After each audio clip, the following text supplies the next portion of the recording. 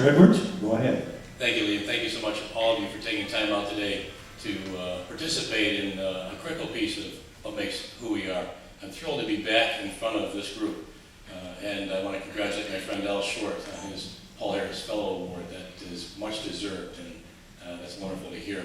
As 4 years ago, I stood before this very same group as a candidate, and I believe wholeheartedly that it was this debate that provided me with the momentum going into the election. Why is that? Because you are a group of opinion leaders from around the county. You roll up your sleeves every day, you go about your business, making things happen in business and private industry and the other areas that you're involved in.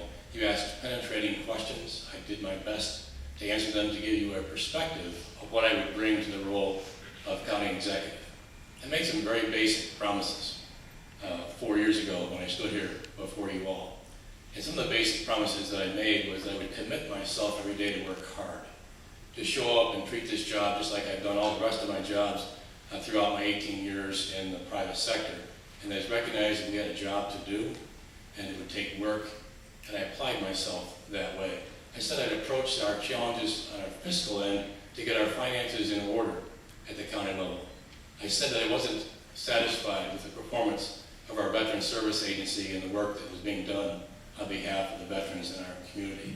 I also was not satisfied with the work we were doing for our seniors, and I committed myself to that. I look forward to answering your questions. Mr. Cornell. Thank you very much. I too appreciate this opportunity to come before you and to talk about my candidacy for county executive. I want to start out by thanking Lee Harkness and the Rotarians for having me here today, and also to thank Greg. I appreciate it very much. And I also want to welcome my wife, and just a little over a week ago, she produced a 10-pound, 8-ounce baby boy. And so,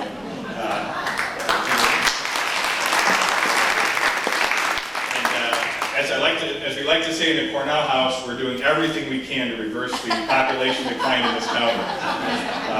But I appreciate the opportunity, and you know, I've been involved in this community for some time, and I am somebody who believes very, very strongly in this county and this community. I think that we have all the resources we need to be a prosperous, growing county. I am the 6th generation of my family to live here in Chautauqua County, to live here in Jamestown.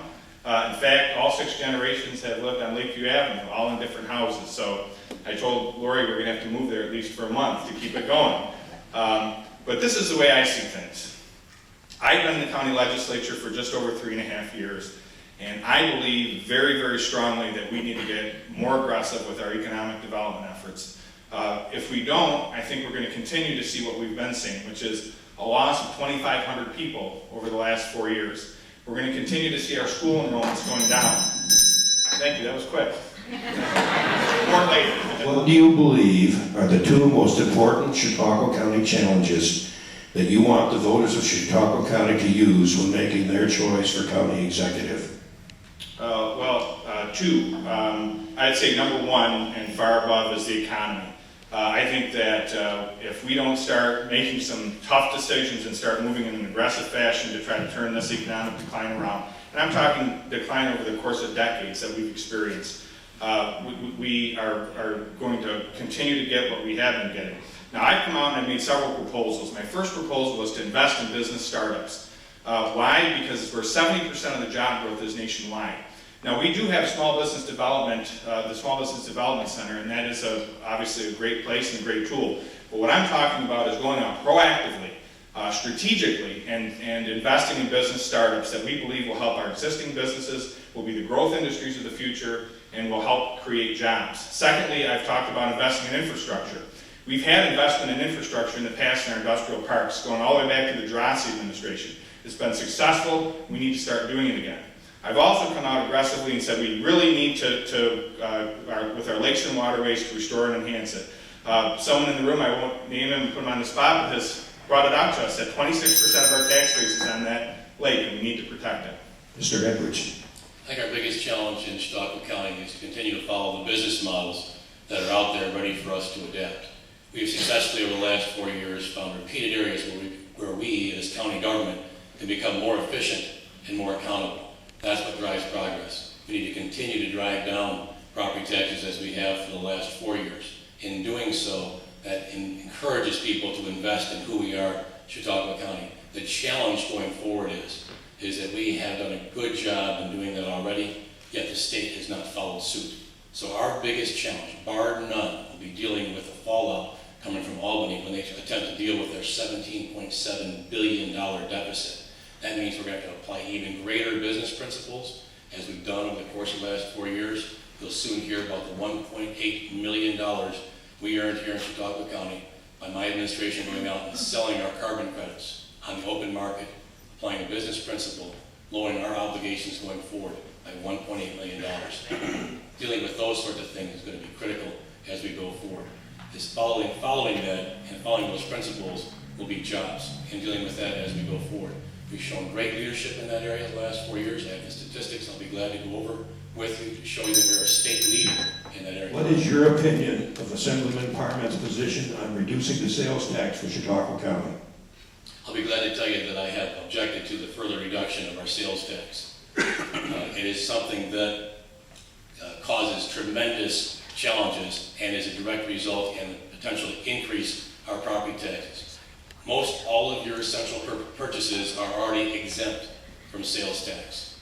The further reduction of 0.25% in our general sales tax has the impact of $1 on a $400 purchase. But your food is not taxed, your clothing is not taxed, and lines that are $110, and so there's very few purchases that are impacted by that. However, that's $3.6 million the people who come to our county are not helping us in paying our bills.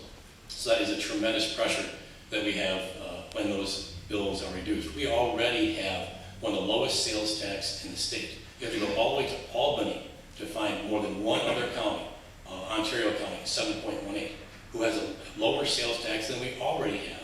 So it's not a matter of competition.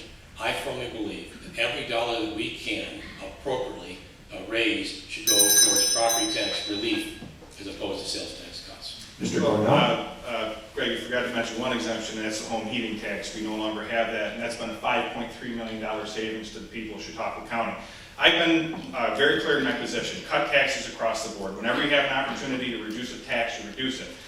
Whenever you have an opportunity to put more money back in the pockets of people of Chautauqua County, the better. Now, we've talked about this. It was talked about during the last campaign about how much money is taken out of the economy when you have an increasing sales tax. My position's been the same. When you have an opportunity to cut taxes, you cut taxes. Now, I think I have a strong record. Over $3 million in property taxes taken off the executive budget in the last 3 years. Sales tax has been reduced. The home heating tax has been eliminated. Gasoline tax was cut, but then put back on. I opposed it going back on. I supported it taking it off. So I think across the board, we've been able, under my leadership for the first 2 years in the legislature, we've been able to cut taxes dramatically. I think that's the direction we need to continue to go in. Properties surrounding Chautauqua Lake pay over 25% of all property taxes for Chautauqua County. If this is true, are we spending enough money to improve the lake so that the property values will not go down? That's a great question. I said 26, I said 25. Yes, if we don't protect and enhance Chautauqua Lake, I think our future is very, very bleak. Now, I took a position that we needed to have a 2% bed tax in order to fund these lakes and waterways projects. I had no problem taking that position because it's critical that we do that. And again, if we're not taking it from a 2% bed tax, we're going to be either taking it from a property tax or a sales tax, or we're not going to be funding these valuable projects. We need to take an aggressive approach. I, right alongside Dr. Rudy Mueller, believe that we need to be out there and going as aggressively as we can after that. You know, and again, the 2% occupancy tax is what's funding this, and I was more than happy to take a position in favor of doing that, despite some opposition, because it's what we need to do to fix our lake.